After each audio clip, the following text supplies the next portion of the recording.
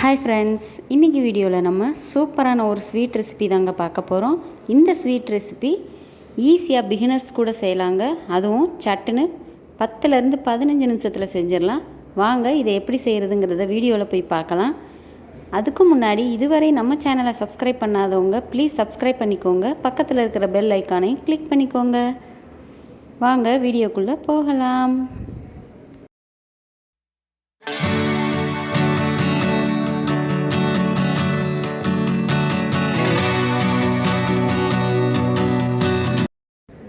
இந்த ஸ்வீட் ரெசிபிக்கு 1 கப் அளவு நெய் எடுத்திருக்கேங்க. நம்ம இப்போ எந்த கப்பில் மெஷர்மெண்ட் எடுக்கிறோமோ அதே கப்பில் தாங்க மற்ற எல்லா பொருளையும் சேர்க்க போகிறோம். 1 கப் நெய், அதே கப்பில் 1 கப் அளவுக்கு பால் ஆட் பண்ணிக்கலாங்க. அதே 1 கப் அளவுக்கு துருவின தேங்காய் எடுத்துக்கலாம், அதையும் இதோட சேர்த்துடலாங்க. இப்போ நம்ம இது எல்லாத்தையும் ஒரு முறை கலந்து விட்டுக்கலாம். இந்த கப்பில் தாங்க இப்போ எல்லாத்தையும் நான் அளந்திருக்கேன். இதே கப்பில் 3 கப் அளவுக்கு சுகர் சேர்த்துக்கலாம். நான் 2.5 கப் அளவுக்கே போதுமானதாக இருக்கும்னு சேர்த்துருக்கேங்க. உங்களுக்கு இனிப்பு ரொம்ப பிடிச்சா நீங்கள் 3 கப் சேர்த்துக்கலாம். இப்போ இது எல்லாம் நல்லா கரைஞ்சி வரும்போதே அதே கப்புக்கு 1 கப் அளவுக்கு கடலை மாவு சேர்த்துக்கிறேங்க. அவ்வளோதாங்க. இது எல்லாத்தையும் சேர்த்து நல்லா கிளற வேண்டியது தான். இந்த ஸ்வீட் செய்ய உங்களுக்கு மேக்ஸிமம் 10லேருந்து 15 நிமிஷம் தாங்க ஆகும். நீங்கள் கைவிடாமல் கிளறிக்கிட்டே இருங்க, கட்டி எதுவுமே வராதுங்க. அடுப்பை லோ ஃப்ளேம்லேயே வச்சு கிளறிக்கிட்டே இருக்கலாம். இது கூடவே நான் கூடுதல் சுவைக்காக பாதாமையும் 2 ஏலக்காயும் மிக்சியில் போட்டு பவுட்ரு பண்ணி வச்சுருக்கேங்க. அதையும் இதோடு சேர்த்துக்கிறேன். நீங்கள் எந்த நட்ஸ் வேணாலும் சேர்க்கலாம், முந்திரி இருந்தால் அது கூட சேர்த்துக்கலாங்க. இது எல்லாத்தையும் சேர்த்து நல்லா கலந்து விட்டுக்கிட்டே இருக்கலாம். இது கிண்ட கிண்ட நல்லா திக்னஸாக வருங்க. நல்லா பேனில் ஒட்டாத மாதிரி ஒன்று போல் திரண்டு வர்ற ஸ்டேஜ் வர்ற வரையும் நம்ம கிளறிக்கிட்டே இருக்கணும். அடுப்பை கொஞ்சம் லோ ஃப்ளேம்லேயே வச்சுக்கோங்க. பாருங்கள், இப்போ நல்லாவே திக்காயிருச்சு. இப்போ நம்ம சேர்த்துருக்கிற நெய்யெல்லாம் கொஞ்சம் வெளியே வர ஆரம்பித்தோடனே நம்ம ஸ்டவ் ஆஃப் பண்ணிடலாங்க. பாருங்கள், இதுதாங்க கரெக்டான பதம். இது நல்லா இப்போ பேனில் ஒட்டாத மாதிரி வந்துருச்சு இல்லையா? இது இன்னும் கொஞ்சம் திக்காகவுமே நம்ம ஸ்டவ் ஆஃப் பண்ணிடலாம்.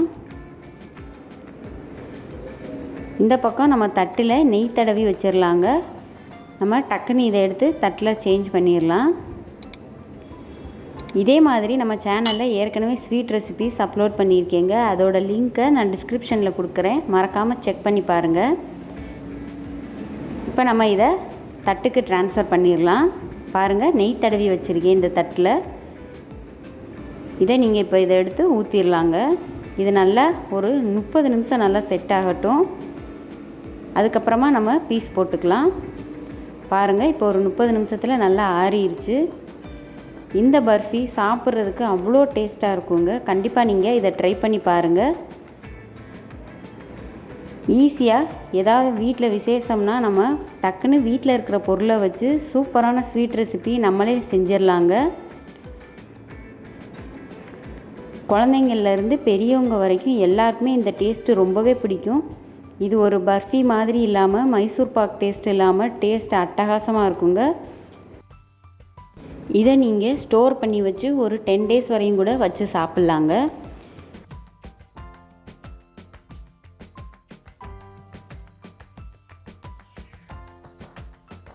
இந்த ஸ்வீட் ரெசிபியை பிகினர்ஸ் கூட ட்ரை பண்ணலாங்க. வாயில் வச்சதும் அப்படியே கரைஞ்சி போயிடும், அவ்வளோ சாஃப்டான ஸ்வீட்டாக இருக்கும்.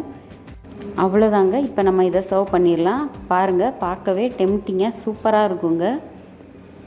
இந்த வீடியோ உங்களுக்கு ரொம்பவே பிடிச்சிருக்குன்னு நினைக்கிறேன். இந்த வீடியோ பிடிச்சிருந்தா நம்ம சேனலை லைக் பண்ணுங்கள், ஷேர் பண்ணுங்கள், கமெண்ட் பண்ணுங்கள், மறக்காமல் சப்ஸ்கிரைப் பண்ணுங்கள். பக்கத்தில் இருக்கிற பெல் ஐக்கானையும் கிளிக் பண்ணுங்கள். தேங்க்யூ.